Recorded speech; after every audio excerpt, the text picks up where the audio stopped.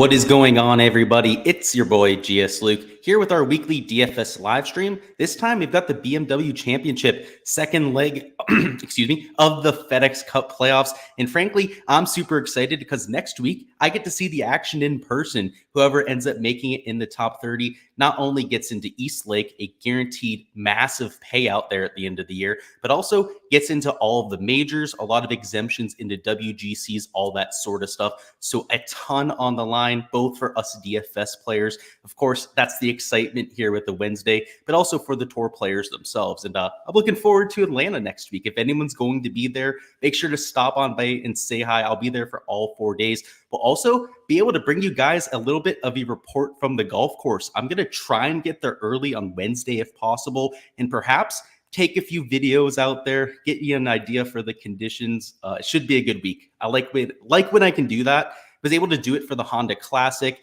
for the API, was able to go up to the Players Championship, do a similar type of video. So expect something along those lines, if not for before the tournament, especially for showdowns, right? I'm going to be at the event for all 4 days, going to have a really good idea of how this course is playing. But let's go ahead and hop into this week. I'm looking forward to it. I can see quite a few of you already down there in chat. You'll love to see it. Wednesdays are at least my favorite day of the week, right? It's like Christmas Eve every time before a slate.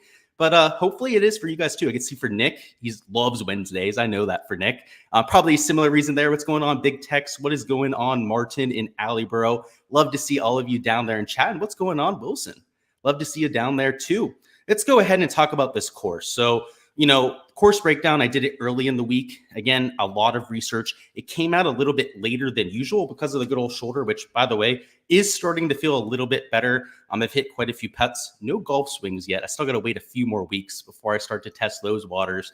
But this golf course, I did a lot of research on it, right? I sat back, wasn't able to play golf or anything. And throughout the week, nothing much has changed. I still expect it to play not as an easy golf course, but right around tour average. I think the winning score will be close to 15 under par. I don't think it'll be like 20 to 25 under. I've seen a few people mention that. I don't think it's going to get out of hand on us. And I also don't think it's going to play all that difficult. A couple of reasons why. So first off, the distances here are actually a little bit lower than they are in reality. They're right around 7,500 yards in terms of the total distance. So that means a lot of the shorter par fours, like the one that's 390 right here, this 360 here at hole number 11, are lengthened a little bit, a solid 20, 25 yards. And even the par fives, even the 600-yard par five is playing a little bit longer this week.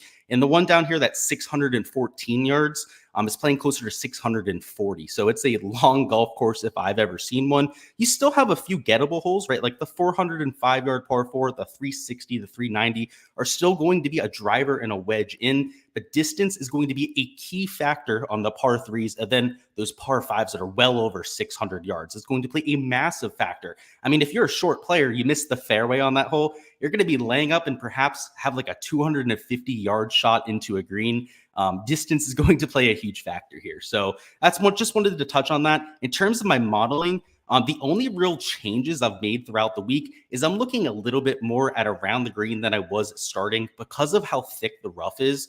Even with 8,100 square foot greens, you're going to miss a few greens, right? You're not going to hit like 17, 18 greens of regulation like you saw for a few players around St. Andrews. That's why it was almost negligible around that golf course. And that's why you saw Cam Young up there, right? Victor Hovland, for example, that aren't, tested when it comes to major championships. They're not used to going out there and having to get up and down. They got away with that at that type of golf course. And though you have almost aircraft carrier sized greens here, with that rough, you're going to miss a little bit more than you would around St. Andrews, but the rough is like 2 inches at the very most, right? It was dried out. It had almost no effect on the players. You're talking about a 4-inch Kentucky bluegrass and patches of fescue around the golf course, which is much longer than the 4-inch bluegrass. That's going to come into play. So around the green, giving it a little bit more credence here towards the end of the week. But outside of that, not really much that has changed. The weather forecast is always a focus here on the channel to try and see if there's going to be an advantage between the two waves. And at least as of right now, it looks like there's nothing to work with. The players will be teeing off at 10 a.m. local time, all the way through, I believe, like 1 p.m. is when the last guys will be teeing off. Again, there's only 70 players, so they're not going off in waves. They're going to be sending them off all in succession. It'll be the same thing here on Friday. And the conditions from 9 a.m. on are almost identical. Right here for the first day, you're talking about low winds in the morning, single digits. Then in the afternoon, 7 to 8 miles an hour of sustained, up to 9 mile an hour wind gusts. On Friday, same story, right? Single digits early in the morning. Towards the afternoon, close to 7 to 9 miles an hour of sustained. And again, that 9 to 10 mile an hour max when it's coming to those wind gusts.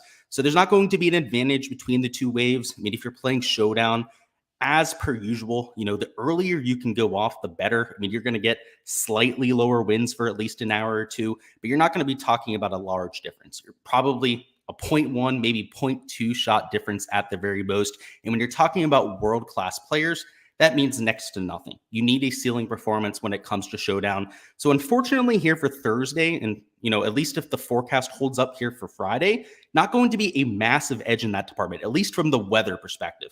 There's always an edge when it comes to showdown and identifying the best plays, fading some of that donkey chalk that you see from time to time. But from just a split perspective, our fundamentals when it comes to DFS, I don't see a drastic change in either direction. When it comes to trying to stack lineups, there's no real wave either. So there's no rules set in my optimizer this week to try and target, maybe 4 guys that are early in 10% of lineups or 4 guys that are teeing off towards like noon or 1 p.m. or that sort of thing. I'm not doing that this week. Usually I'm a proponent of doing so, but with the guys teeing off right in that like a 4 to 5 hour window at the very most, I don't think it's going to have that big an effect. We'll hop over to the player pool side, start to talk about some strategy. And for this week, it's going to be formatted a little bit differently. So the reason I didn't put out a sleeper picks video, same thing with the fades, is we're hopping into football season. I'm going to be doing a full slate of content for that. So by the way, if you didn't know that, this is going to be a football and a golf channel going forward for at least the next 6 months. And then, when football ends, it'll just be a golf channel for the 6 months after that. That's how this channel works.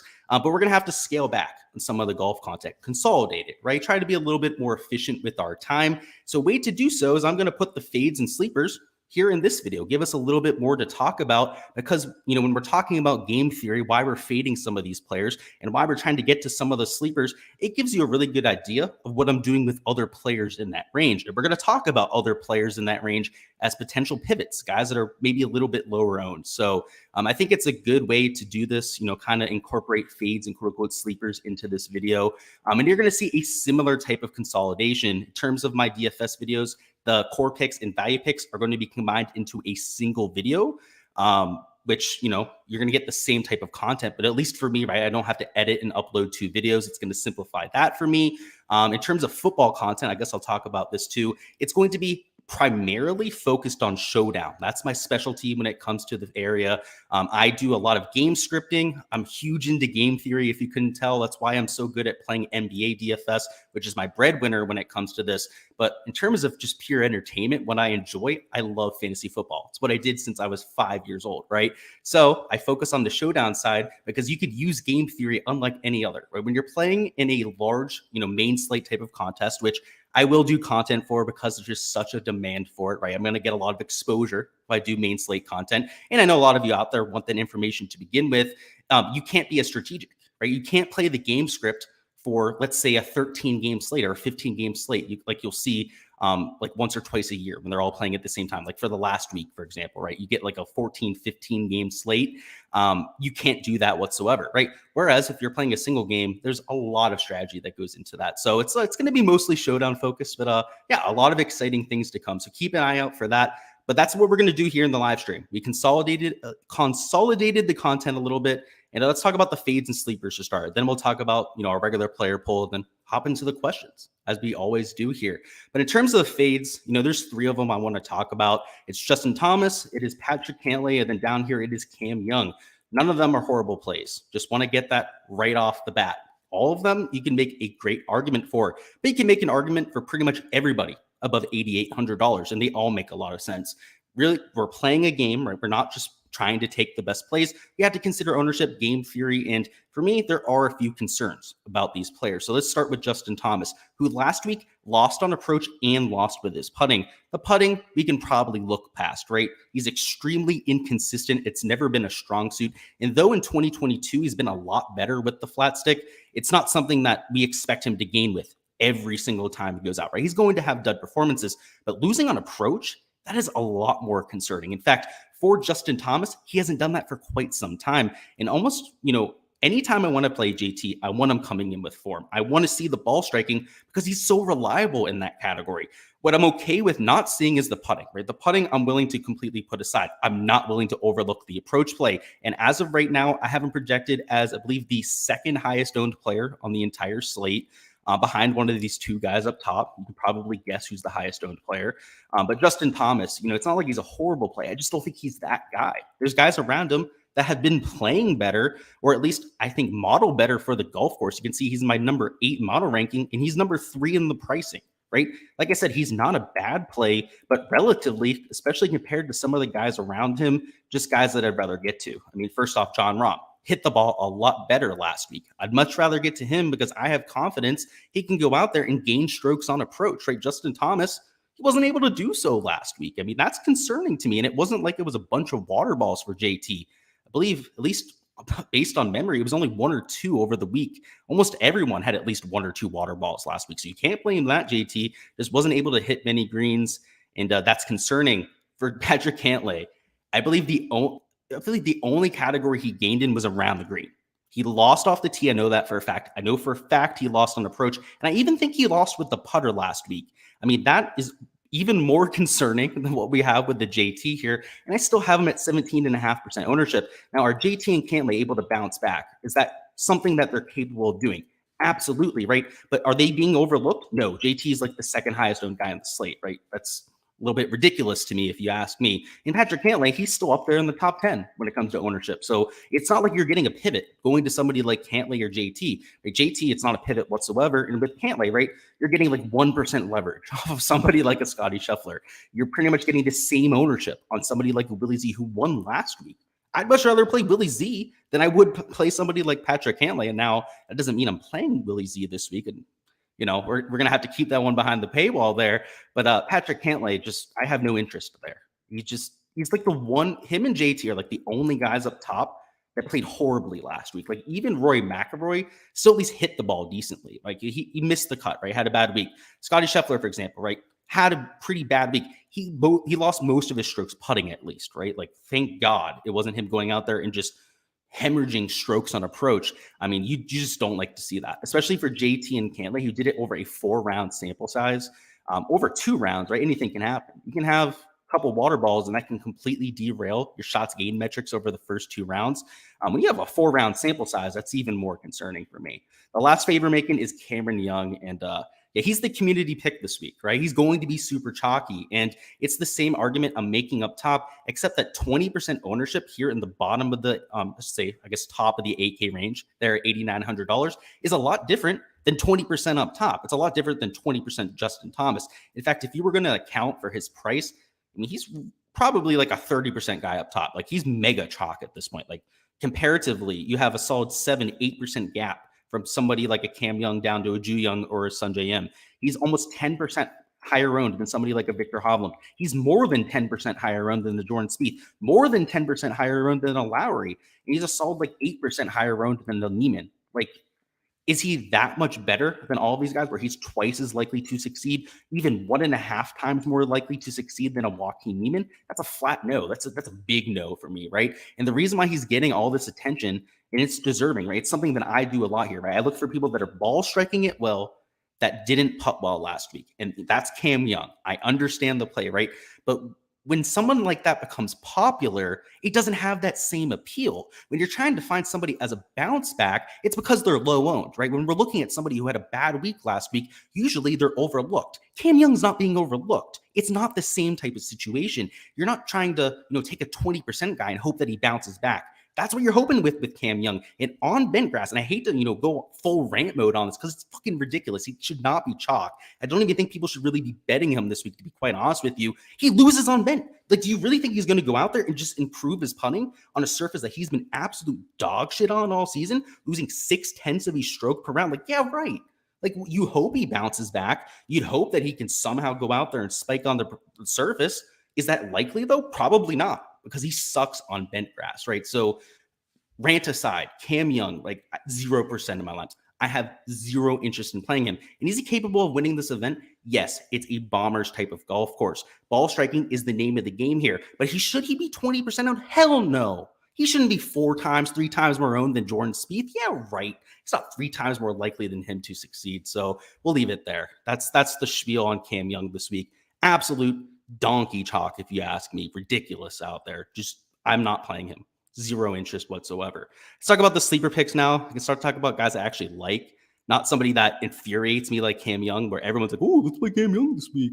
Let's talk about Sam Burns. So it's $9,300. He's top 10 model ranking. He's long off the tee, and unlike Cam Young, right? They're like the same player from tee to green. He gains on bent grass. And what is he? Like 7% lower owned than him? And what is he? $400 more expensive? Oh, somebody with 4 tour wins actually versus somebody with 0 tour wins? Yeah, right. Like this is the perfect example of a pivot, right? Like the guy literally is hitting the ball the same. Like look at the shots gained metrics. Like enough said here. So first off, Cam Young, right? Bunch of strokes off the tee, a little bit on approach. Oh, it's like a Sam Burns, a bunch on approach, a little bit off the tee, right? They're pretty much just vice versa on these two categories. Oh, look, Sam Burns gaining 0.9 strokes per round with the putter. Oh, Cam Young losing strokes with the putter. Yeah, right. Yeah, I'm not playing Cam Young. It's a simple pivot. We can leave it there. Enough said. Sam Burns is just a better player. He's lower owned, and he's better on bent grass, better course fit. Jordan Spieth here at $8,800. He's another pivot, right? He's $100 less expensive. I'd rather have Jordan Spieth this week than Cam Young 100% of the time. Actually, I'd even say this.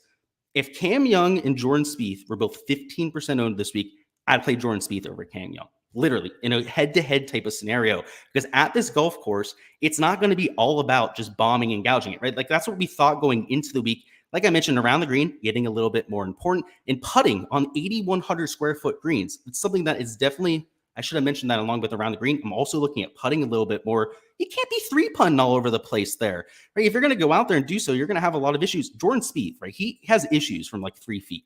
Like when you get him close to the hole, he has issues. One thing he does not have issues with is lag putting. He's one of the best lag putters of all time.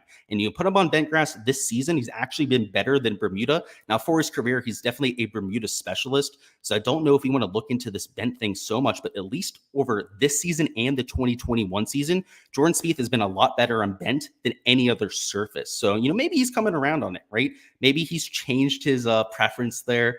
Is a little bit more used to bent now that he's played on it a bunch over his career. But either way, this, stats back it up. He's been a lot more confident on bent over the last year or so. And the ball striking stats aren't even all that bad. Like he's still gaining 0.4 strokes on approach, still gaining 0.4 strokes off the tee, 0.4 strokes around the green. In fact, from a shots gained perspective, right, because of his putting stats, it's not all that good. But shots gained tee to green, right, 1.28 strokes for Jordan Spieth, 1.48 for somebody like Cameron Young, right? And you're talking about a bounce back performance on the putter. Cam Young loses on the surface. Jordan Spieth gains, right? If somebody's going to bounce back with the putter and they're like almost identical from tee to green, you bet on the guy who's actually good on bent grass, right? So you think maybe Jordan Spieth would be the better play this week? At least that's what I think, right? I think it's relatively simple, and he's 3 times less owned. Enough said. Definitely a pivot that I'm making. Let's talk about the Max Homa thing. Max Homa's been horrible his last 3 events. This is a situation where it is like a blind bounce back type of scenario, but he's 9.8% owned. He's $8,500, and he's played exceptionally well at the comp courses I'm looking at. Thinking of the Wells Fargo Championship this year, right around TPC Potomac. I'm looking at that as a comp. A few other courses, Quail Hollow, he's had a little bit of success at. A lot of the events that have long bluegrass rough have dependence on long irons and also off the tee play. He's had a ton of success at. And why? Because he's great off the tee. He's a great approach player. And even with the really shaky stretch of form, like I said, he's lost an approach in like 3 straight events or something like that. He's still gaining close to half a stroke per round on approach. He's still gaining half a stroke per round off the tee. He's still gaining with the putter, gaining across all 4 categories. So even though he's in a quote unquote slump, it isn't quite as bad as people are making it out to be, right? It's been a lot worse than the last 6 or 7 events over the last 3. It's gone a little bit worse over time, but I have more than enough of confidence in Maxie Boy to go out there and turn it around. So now that I've done my spiel on the fades and sleepers, we'll go ahead and touch on some questions, talk through the rest of the player pool too. We're going to go like section by section. I'll give you my general thoughts up top. I'll give you my general thoughts about like the 8 and 7K range. And we'll talk about some of the pivots down low too. So let's see what we've got. Got to get some water in me too. That was quite the little, I don't even know the word for it, rant. I guess it's probably a good word for it there. Let's see what we got. Nick says, on the course breakdown, I have no idea what you're referring to there. I guess it was something I was talking about earlier in the video. What's going on, Mark? Hopefully you're doing well. Nick says, we have a possibility of a Luke WD from Showdown videos that's a good question. For the NFL schedule, we'll have to see. The course breakdown stuff will definitely still be going on. Maybe that's what you're referring to with your other comment. In terms of Showdown videos, I'll have to get back to you on that. I want to do them because it's a huge edge that I have. I'm going to put out the projections either way. You're going to get my spreadsheets on Patreon, my ownership. I'll still do one of those little live streams where I talk through the slate with you guys on there. If I'm not doing them on YouTube, we'll have to see about it. I'll probably be able to do some Showdown streams, but we'll have to see. I don't want to commit to that yet. Nick says, great content again this week. Thank you on that, Nick. Thoughts on Moore? So Taylor Moore, does he look good enough to justify the popularity? So I would venture to say no. I mean, you're looking at ownership projections, I'm assuming are close to mine because I have them also a lot higher owned than guys in this range. And yeah, I'm not so sold on it. So let's just look at the shots gain metrics to give you an idea. First off, like he's gaining marginally on approach rate, marginally around the green. He's been pretty solid off the tee. He's a bomber. So he fits that metric. He's relatively long off the tee, but losing with the putter. There's just guys around him that are playing better. I mean, look at Brendan Steele's numbers. I mean, for goodness sakes, right? The guy's been an absolute stud. I mean, Trey Molinax even. I like his ball striking numbers a little bit more because he's gaining a little bit more on approach. Alex Smalley's a huge standout. Kurt Kitayama. I mean, even Luke List, who I talked up on the channel. I just think maybe there's better options. Like maybe he shouldn't be 10% owned. Like this is pretty close to what I have him at right now in terms of his ownership. So I'd venture to say no, man. He's been playing really good, but I think that there might be better options around him, to be honest. So that's what I got there. Wilson says, Chris Kirk, thoughts? He can hit the ball straight. I worry about his putting. I think he's got like top 25 written all over him. So if you're playing in a single entry or 2 to 3 max, I like him a little bit more in cash. I think he's a great option down low. But for GPPs, probably not in my poll.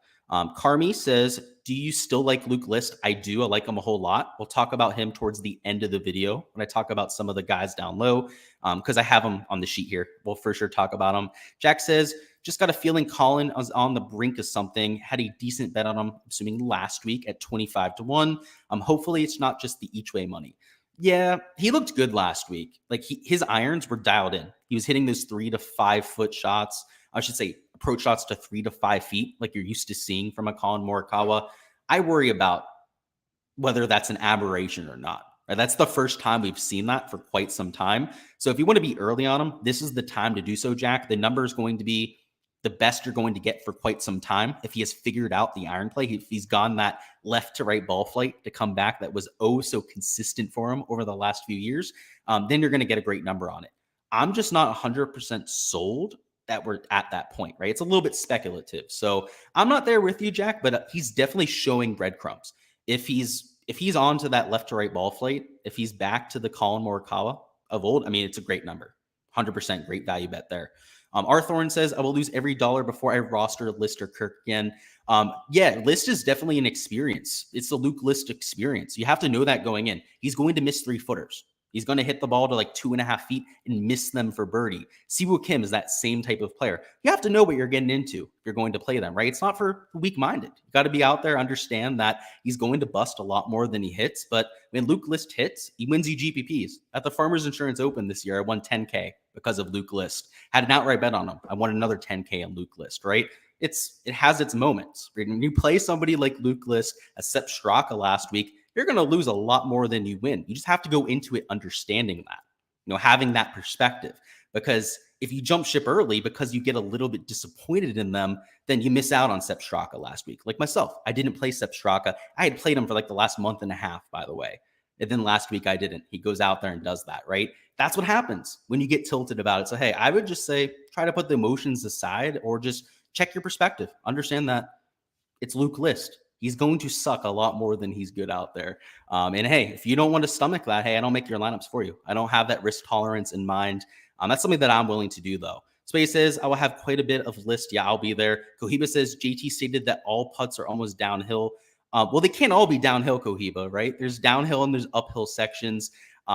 it's all about placing your ball. I'm assuming he means that if you're out of position, you can have downhill putts all day because of how large the greens are. But not every putt's going to be downhill, right? There's downhill and uphill slopes, right? It's a 50-50 proposition. It's what side of the slope that you're on, right?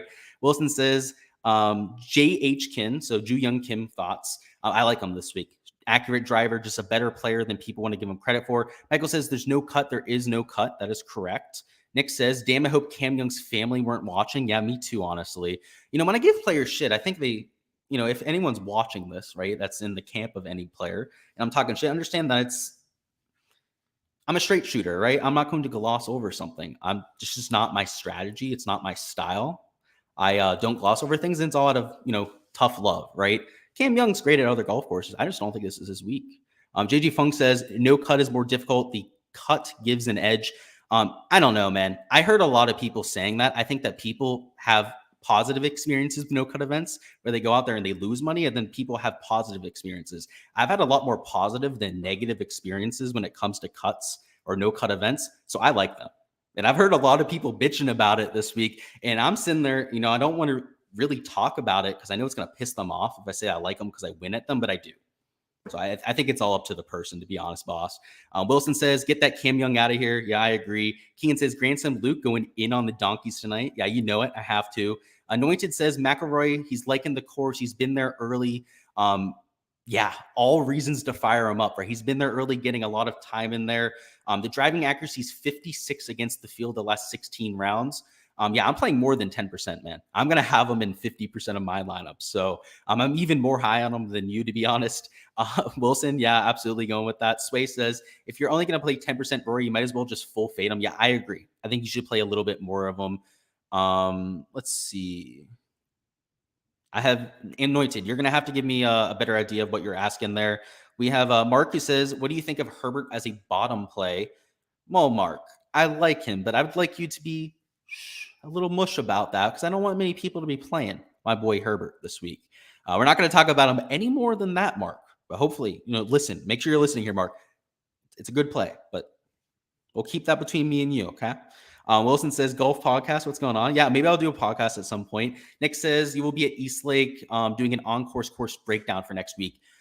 Okay, so that's the question you were asking. So something like that. I'll do my course breakdown early in the week, but when I get there on Wednesday, I'm going to walk the golf course if I can. I'm going to try and get on for a practice round, take some pictures, and then for the live stream that night, it'll be heavily focused on what I saw that day. So I did that for the Honda Classic. I did it for the Players Championship, tried to get up there early, see how the course was playing and whatnot. I'm going to try and do the same type of thing there. Adam says, Colin this week for sure. I'm not there myself, but I get it. Like I said, he's got that iron play coming around. Terry says, what do I do with Stallings, Clark, or Munoz? I'm stuck on all of those guys. I personally like Munoz the most out of all three of those. They're all volatile players. They're going to be boomer bust type of guys. And in a no-cut event, that's kind of what you want. You want somebody who's going to go out there and make a bunch of birdies. You don't have to worry about the blow-up hole. Somebody can make a quad bogey to start their golf tournament. And instead of us worrying about Ju Young Kim making the cut, right? It's like, oh, okay. Well, he's got 71 more holes to go out there and make us 21 birdies. And for some of these cheaper players, like a Munoz, for example, like a Clark, like a Stallings, if they make 20 birdies, that's enough. You don't need placement points at that point, right? There's $6,600. If you get 80 fantasy points because they make a bunch of birdies, that's probably enough to crack at least the near optimal lineup. So I like them a lot, Terry. That's a long-winded answer to say that I like all three, but I like Munoz the most. Jeff says, how about Cam Young in a single entry? He's going to be even more chalky in those contests. So it's really the same thing for me there. I don't think he's a good fit this week. Like, I don't know why you'd want to play him in your single entry. Like, I legitimately think that Cam Young is a bad play. Dylan says, Luke List for single entry. He's in my single entry, Dylan. So that's probably the best answer I can give you. The answer is yes, but I'm also a madman. I'm willing to take on that type of risk, right? Are you willing to, take a guy that might go out there and finish dead last? I am, right? Because I know he's going to be super low owned and has the upside at calm courses like Quail Hollow that I'm looking at to finish in the top 5. He's done it before. And this is similar type of golf course, going to be a similar type of winning score. I'm willing to get there, right? But are you, right? That's a question you're going to have to ask yourself. Mark Green says, can Tom Kim continue the choo-choo train? I think so. I think he's an absolute stud. Robbie says, mid 7K range, Davis, Pendrith, or Thigala, or go to all three. I have all three, Robbie. I'll tell you that much. But if I had to pick one, I would pick Figala because he's the lowest owned of the three. Wilson says, Tiger Woods thoughts. Yeah, I wish he was playing, man. That'd be a lot of fun. Terry says, heard Xander is the man to play for no cuts. He is. If you look at shots gained, no cuts, which is a part of my model this week, just take, all the no cut events, your average shots gained. I have a way of quantifying that in my model, giving the players a boost that are better than average at them. And, players a little bit of a downgrade that are a little bit worse at them. It's Xander's really good at them. JT is really good at no cut events. Who else that comes to mind? Really, those are the main two. Like they have a lot of success at them. And is there a reason for that? Probably not. I tend to think that happens because they happen at similar golf courses, right? Kapalua, a no-cut event, right? A lot of the WGCs are held at this similar type of golf course, over the years, for example. I think it has a lot more to do with that than it does the fact that it's a no-cut event. That's at least my opinion on it. Mark says, what's the lowest price guy you started your builds with? I have 4 guys at 6K. So I have plenty of 6K options. Wilson says Carl Wan is going to be on the PGA Tour and Paul Haley. Yeah, Carl Wan's a stud. I'm looking forward to Davis Thompson playing on the tour and Brandon Matthews. Brandon Matthews, Davis Thompson, and Carl Wan, all going to be studs.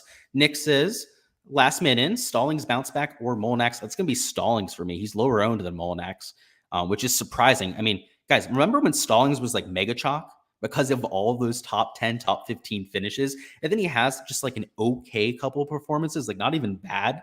And now he's going to be just like average owned. Like, no, right? He should still be chalk. So yeah, it would definitely be Stallings for me. And Anointed says, where's the mono rank developed from? Okay, cool. Yeah, it's from the key stats breakdown. So the stats on the right, you can see the weighing if you're on the Patreon page. It'll show you how much I'm using each stat. That's not a complete look at it. There's a lot more stats that I'm using. But if you were to use that on something like, I'm not going to give them any sort of advertisement here because I hate their website. Any like modeling site out there that you can kind of like plug in your own things and whatnot, you can get a similar type of list there. You're not going to be the exact same because it depends on your sample size. I use what we call a rolling sample size, and I can't give away my process. This is like very, very much intellectual property that I'm not giving away. I use rolling reports. I don't use like a single type of sample size. I use like 4 or 5 different sample sizes when doing that. So not going to give you anything more than that. I already said too much, to be quite honest with you. Let's hop back into this player pool and talk about each of the ranges and how I'm handling them. And hopefully that gives you an idea, Matt. I do use those stats just in a little bit of a unique way. I use them in a rolling type of report. Let's talk about this 10K range. So up top, there's 2 guys that I'm playing this week in the 10K range. Going to be Jon Rahm and Rory McIlroy. So I guess that tells you what I'm doing with Zalatoris.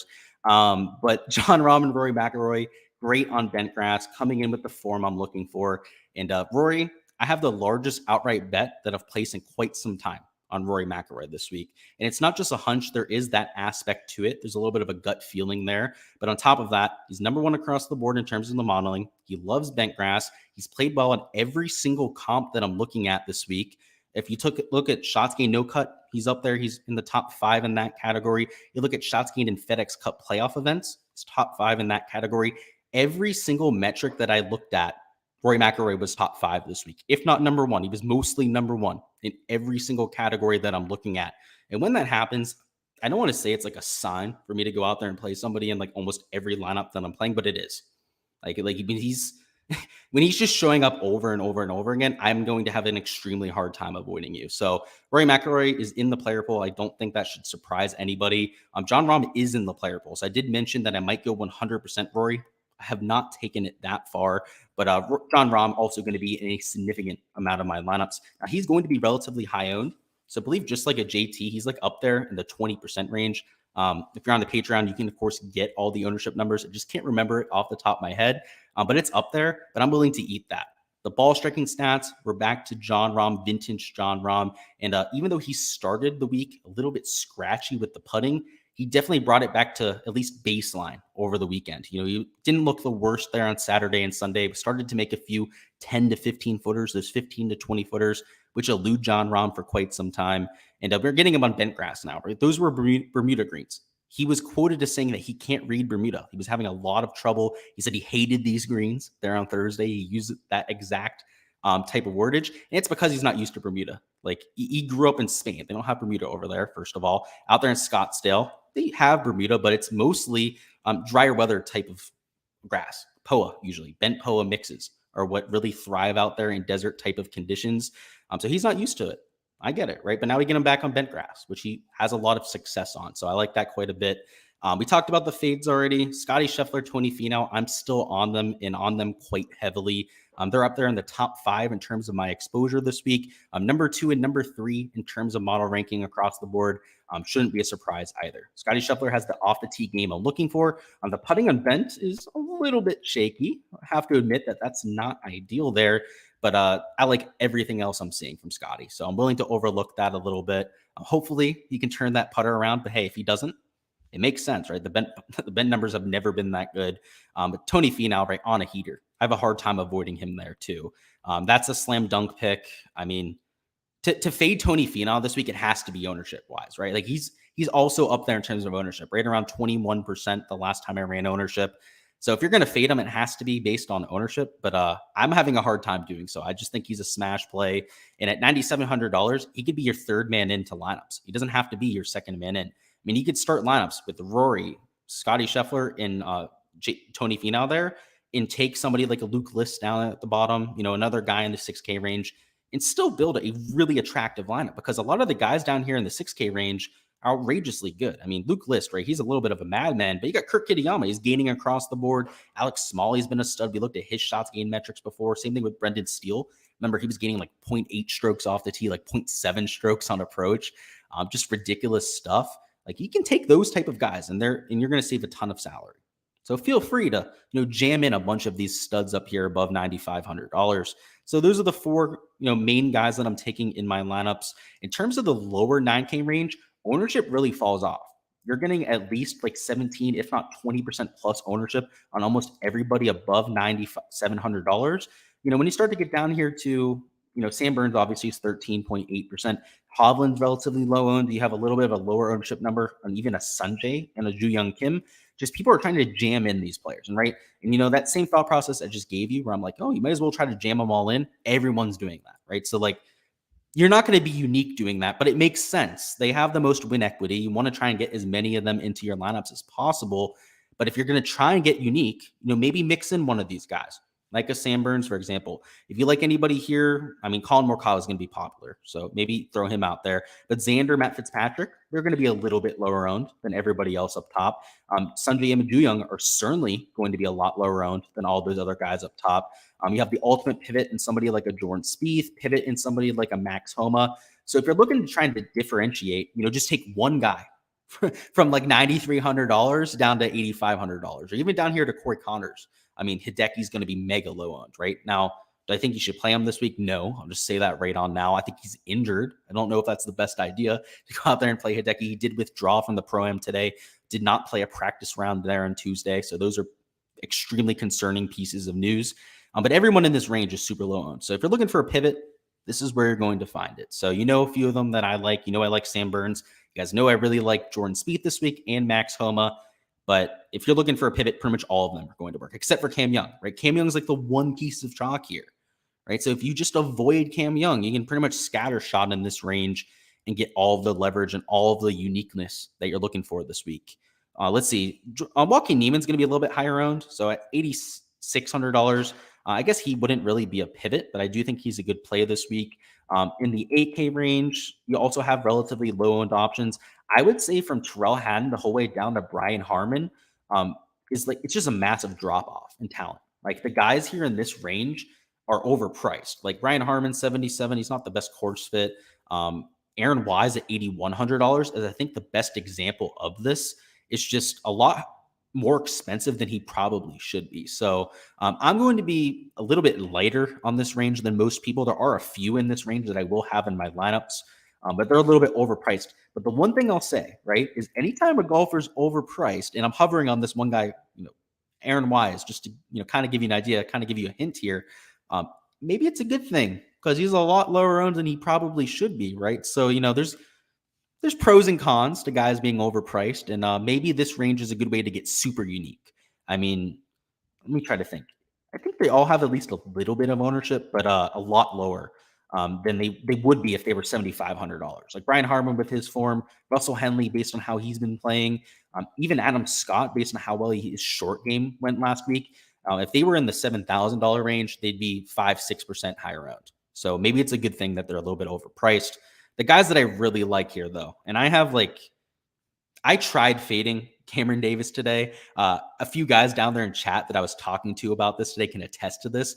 I was finding any and every reason to try and fade Cam Davis, any and every reason to try and fade a Taylor Pendrith this week because they're like way higher owned than I'm willing to take them at. Like they're like twice as owned as everyone else in this range. I can't fade them. Like I looked at everything I possibly could, and the best that I could come up with, right, is that they're due for a letdown because they're playing so well that it's going to stop at some point. That is the only argument that I could come with for fading them. So you know what I did? I'm playing them. That's not a good argument. That's not an argument at all, right? That's just wishful thinking, hoping that somebody goes out there, it stops playing well. I did that with Tony Finau, and Tony Finau went and won twice in a row on me. So I think I learned my lesson with trying to do so. That's how it is with DFS, right? You got to learn, live and learn. You're going to get things wrong from time to time. It's just not banging your head against that same wall over and over again, right? Learn from your mistakes, right? Put that ego aside. Understand that you're not going to know everything every once in a while. And that's what I'm doing with Cam Davis and Taylor Pendrith. They're chalk, but I'm playing them because I think they're good chalk. Keith Mitchell, on the other hand, is going to be super low owned. So if you're not playing a Cam Davis or Mitchell, I should say a Cam Davis or a Pendrith, Mitchell is the great pivot, right? He's like half as owned as them. He's pretty much the same player, except coming in with worse form, right? You know, his finishes don't look as good as somebody like a Cam Davis or a Pendrith, but from the long-term perspective, they're pretty much the same player. So if you're looking for an ownership pivot, you're not playing a bunch of lineups, then I think Mitchell is the guy you should take out of the three, right? But if you're playing 150 lineups like myself, and I had to go and test this, right? I had to make sure I could still fit in all the guys I wanted to, still playing a Cameron Davis and the Taylor Pendrith, and I'm getting a bunch of leverage on both those guys. I could still play everyone I wanted to. So there wasn't any opportunity cost with having to take large stands on them. Moving down to Mito, I love Mito this week. Great off the tee play. It's got the bent grass numbers. Actually, he's losing on the surface, but he's had plenty of pop performances. Just think of the PGA Championship. That was a bent surface. He had a lot of success over there. He also has a lot of losing performances. So kind of like a Luke List, like expect Mito to go out there and just suck, make a quad bogey or something. But it's a no-cut event. You don't have to worry about them getting through all 4 rounds, right? They're going to be playing there to Sunday. And so in these type of events, I'm willing to take guys like Mito. They're absolute madmen that go out there and blow up a lot more often. Because if they do this week, so be it, right? They'll be there through Sunday. And just like a Luke List, maybe he has to make 25 birdies to crack the optimal because he's $7,000. If anyone's going to do it, I'd put my money on a Mito Pereira. I like Sebastian Munoz. Talked about him in a question earlier. Got the bent grass numbers I'm looking for. Solid off the tee, is definitely a lot longer than a lot of his peers, and somebody who has an extremely high birdie percentage. And in a no-cut event, right? It's going to be you're going to hear me say it over and over again at this point. It's going to just get annoying. But the guys down low, you just need them to make a bunch of birdies. Who the hell cares where they finish? Now, if you're in the large field GPP, you're trying to win the $50,000 contest against 90,000 other entries. Yeah, you're probably going to need the guy to finish in the top 10, right? You're going to need those extra placement points to actually finish first out of 100,000 people. But if you're playing in a single entry 2 to 3 max, scattershot the guys down low that just make a shit ton of birdies. I mean, Emiliano Grillo, Scott Stallings, they're a great type of place for that scenario. I'm down here, Luke List, Lucas Herbert I talked about a little bit, Kurt Kitayama. All these guys that just make a shit ton of birdies are great candidates here for the no-cut event.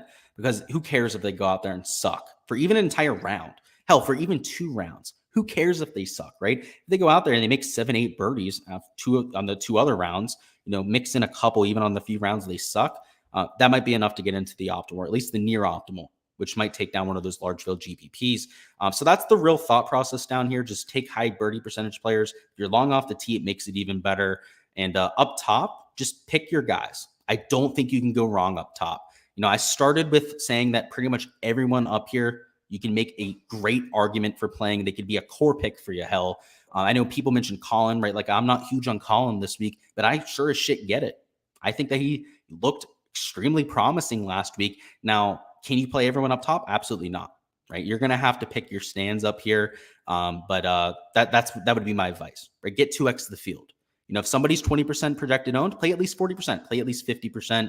You're probably only going to be able to take 5-6 guys above $9,000, but make them your favorite options on the slate. What we'll do now to close this off is answer any questions. So if you do have anyone you want a deep dive on, go ahead and throw their name down in chat. And of course, if you have any questions about builds, cash, whatever the case may be, go ahead and fire them down below, and I'll get to that whenever we can. So we got 15 minutes here to finish it up. Let's see where I left off.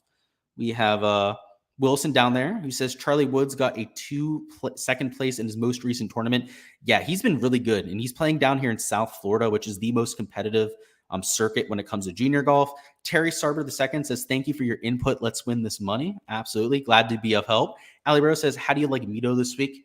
Just answered that for you. So hopefully that was a good for you. Mr. Waking Up says I'm on Kuchar. I thought you were saying confusing myself there a little bit. You're on Kuchar for some reason. Yeah, he's looked really rough, but like Sepp Straka did it last week. I'm not going to diss on anybody for playing somebody here at 6K. I mean, even Mackenzie Hughes, JJ Spawn actually looked pretty good last week. You can make an argument for anyone down here, and I would be for it, right? But you can't play everyone below $6,300. But like I mentioned, pretty much like the guys up top, right? Pick your 4 or 5 favorite and go with them. If Kuchar's one of them, Kuchar's one of them. That's for sure. Michael says, how do I sign up for the Patreon page? There should be a link down below. Maybe not. I have to double check afterwards. But it is on my Patreon page. If you check any other video, I know for a fact I have the Patreon link down there. It's $10 a month. You get access to everything you see on the screen that's blacked out. I would highly recommend you check it out. But if you can't find it, Michael, go ahead and just send me a DM. I'll be able to send it to you that way. Damon says, what do you use to build lineups? I have my own lineup optimizer. So this is something I want to put out at some time. I hate talking about it because every time I do, I get spammed about it. Like people are like, oh, I'll pay you blah, blah, blah money if you send it to me personally. I have an optimizer, right? It's a program that I've coded. I did it while I was in college, actually 4 years ago, playing NBA DFS. I had to adapt it for PGA when I got really heavy into that about 4 years ago. I use it for a few other sports like MMA as well that I have it custom coded for, but it's not something I'm willing to put out. It's my baby at this point. At some point, I want to make it available, but it needs to be in an online type of format. As of right now, it's a local program, right? It's something that I run on my personal device, import sheets from my own device, right? There's not an online form of it. So if I can do that at some point, that'd be nice, but I'm not going to send you my optimizer, right? Like I've had people offer me money for the send to my optimizer. I'm not sending you my intellectual property, right?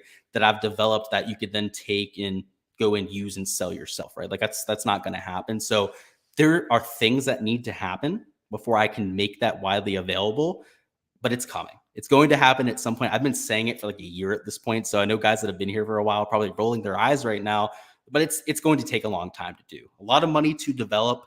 So as you know, as I'm generating Patreon revenue, right, to be completely transparent about it, right, I'll be able to put money aside towards that project because it's going to take a lot of development with online databases that I don't have experience with, right? I have experience with actual coding. I'm an electrical engineer, computer engineer, somebody who has a lot of experience in 7 different coding languages. I don't have that database experience. So that's the hold up on that, Damon. There will be one eventually, but it is a homegrown type of optimizer.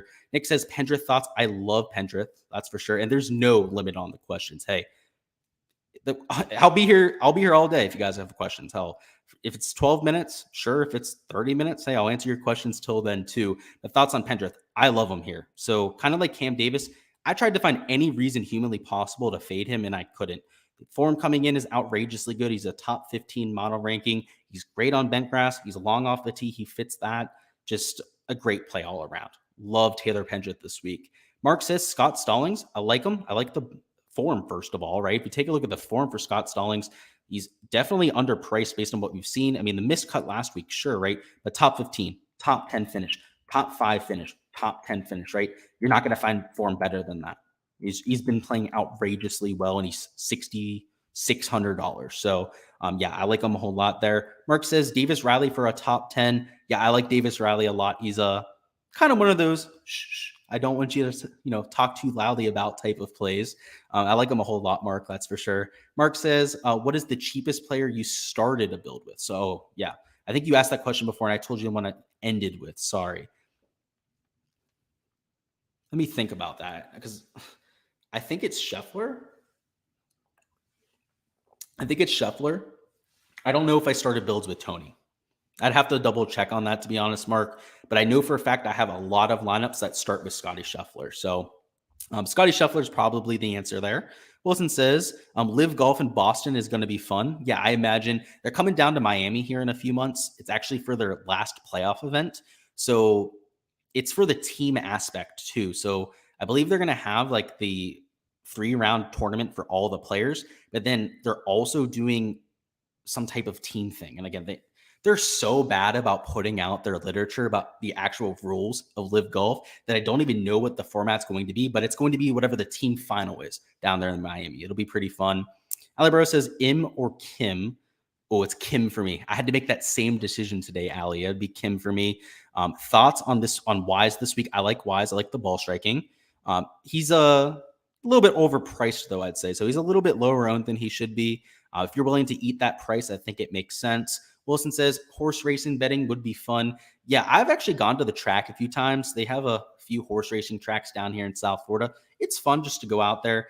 I don't enjoy the betting aspect as much because I don't know anything about horse racing, right? I like to bet on things that I have a perceived edge on, but actually being at the track, just watching the races, there's a restaurant, the one I go to. Usually I just sit at the restaurant for 2 hours, have a meal with a couple buddies and watch the races. That's fun to me. So I like that aspect of it. That's for sure. Nick Tay says, thoughts on fading the 10K range? Don't do it. No, don't do it, Nick. That's no. That's just a fat no from me. Terry says Stallings at 9% or Munoz at 5%. That would be Munoz for me. And Jack Fisher says, can Lucas Glover have another good week? It's going to be an interesting case study because he told us that he figured something out. If you guys saw the interview that he did there on Sunday, he claimed that, I forget what it was. He told us what the actual change was. I can't remember it off the top of my head. It was something really small. It was like, really? And you thinking that's what's turning around your game? Maybe it did, right? I have a little bit of my doubts about that because I remember it being just like silly when he said it. I was like, that's why you're playing all good all of a sudden. But yeah, if you think he can continue that, hey, pretty solid pick, that's for sure. And Mark says, why am I afraid to bet Spieth? You're afraid to bet Spieth because he lost strokes in every shots gained category. He lost off the tee on approach, around the green, and with the putter last week. That's probably why you're scared to bet him. But if anybody's going to turn it around, it's Jordan Spieth. The last 3 times he's done that, gone out there and lost strokes in every shots gained category, he's finished top 5. I owe that stat, by the way, to Nick Marsh, who made me aware to that. And actually, that's just a ridiculous stat to think of. If somebody's that bad the week before, they go out there and finish top 5.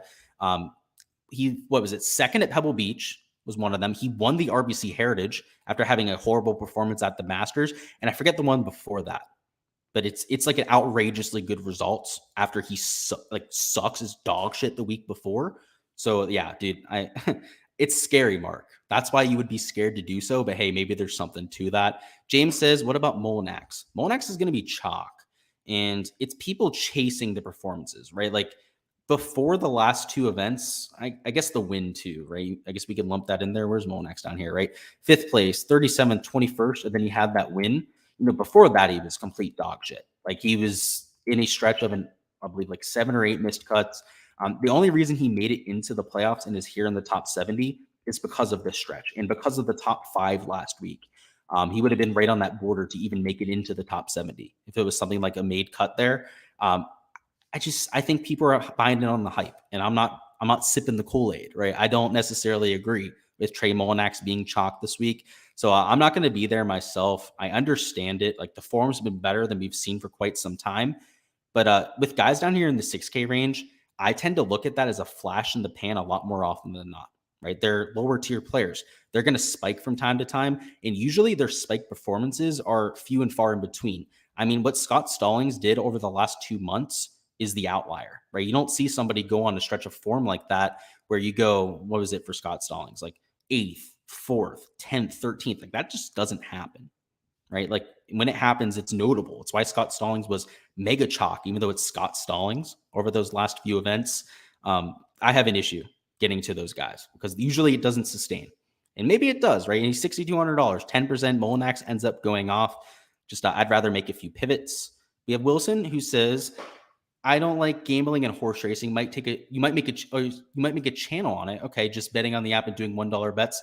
Yeah, dude, if it's fun, that's all that matters, right? Like that realistically, that's what I like about horse racing is like just going and watching and enjoying it. I place bets on the side. I usually lose all the money I bring with me to go horse racing, but it's a lot of fun. So, hey man, I'd recommend that. If that's something that you're passionate about, you have a lot of fun with, all the power to you. Nick Mar says, I ain't scared. I bet Spieth. I love it. Maybe I will, Nick. I told you, I still got that extra $1,000. I put $1,000 in Rory this week. I guess I just go ahead and say it. Largest outright bet I've placed in quite some time. I'm either going to put another grand down on Rory, or I'm going to take like 250, put it on Sheffy, maybe 500 on Scheffler, another 250 on maybe Spieth. He might be that one of those guys, and I'll have to figure out the last outright bet. But we'll have to see. It's either going to be a full-on only outright bet this week is going to be Rory, and it's going to be just a massive outright bet. Or we'll add in a few others. We'll have to see. And Mark says, should I bet Spieth because he sucked last week? That's what I mean, dude. You might want to. Like, he's been unbelievable out that. And I know it says, talk about the rough, please, and what you think players can do from it. Yeah, so yeah, I'll give you a little rundown on it. It's bluegrass rough, so it is a bent grass type of strain. It does have a little bit of patch of fescue in it, so there are going to be longer patches that are longer than 4 inches. That'll be the fescue. That's going to be almost impossible to hit out of. That's going to be a wedge. Just get back into the fairway, get back into position. The bluegrass rough shouldn't be all that bad. It's 4 inches, so it's twice as long as the Bermuda that we saw last week, but Bermuda is a lot more sticky. Now, when you hit through even a 2-inch Bermuda, you're going to feel that friction. When you hit through a 4-inch bluegrass that is dry, now there's going to be 2 caveats here. There's dry bluegrass and there's wet bluegrass. Dry bluegrass, it's like it's not even there. Like it's hardly an effect on the club at all. Maybe you hit it 5 to 10% less as far, a little bit less distance out of that rough. In terms of 4-inch wet bluegrass, it's like you're hitting out of Bermuda. And when it's 4-inch long Bermuda, that's horrendous, right? It gets sticky when it has that dew on it. It depends on the weather. So as of right now, Matt, it doesn't look like it's going to be extremely wet, at least early in the event. So it's probably not going to be all that difficult to get out of there. But on Saturday and Sunday, if you do have a shower that comes through, it could get a little bit more dicey. So it's a little bit nuanced there. It depends on the weather, that's for sure. Nick says he's on a heater. You love to see it. Hey, if Spieth wins this week, guys, I'm going to be the happiest human being alive. I can pretty much tell you I'm going to put the outright bet on him. He's my favorite player in the world. I always want him to win. And when he wins, it's usually my favorite week of the year. Wilson says, what track do you go to? It's down here. It's called Gulfstream down here in South Florida. So it's like a hour drive for me. So it's not very close to where I live, but Gulfstream Park, it's a lot of fun. Wilson says, and can you tell a big golf fan too? Of course, Wilson, that's why you're here. We're all big golf fans. Michael says, Spieth looks like value, certainly worth an each way bet. Yeah, hey, you guys are talking me into it, right? I tried to give you the case, right? Sometimes on the stream here, I talk myself into things. I think I've talked myself into a Spieth outright. And James says, and this will be the last question here. Any thoughts on Showdown? So yeah, I'm not a huge round 1 Showdown guy. Definitely got that one right there. But for me, it's not a huge edge, right? Because they're all teeing off relatively close to each other. There's not going to be a huge weather advantage because there's not, much higher winds in the morning versus the afternoon.